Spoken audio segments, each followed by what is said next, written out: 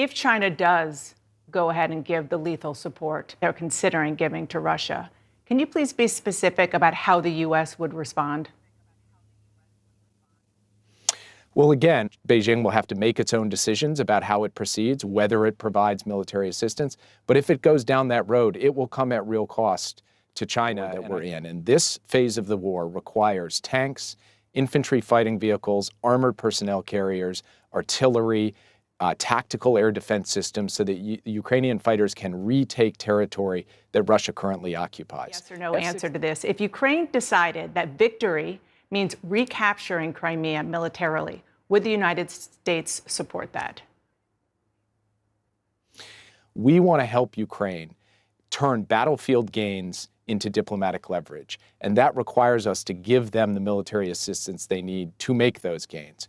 What ultimately happens with Crimea in the context of this war and a settlement of this war is something for the Ukrainians to determine with the support of the United States. But how concerned, just kind of look at this big picture, how concerned are you about these two major U.S. adversaries working together on the battlefield in Ukraine, and what that means sort of more generally about the relationships here?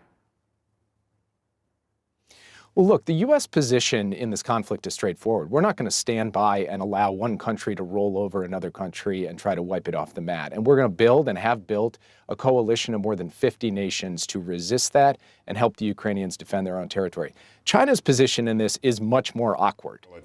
When it comes to that, if they do take that step and China does move to provide lethal assistance to Russia for this, what are the consequences? And if they provide substantial support to Russia, it prolongs the conflict.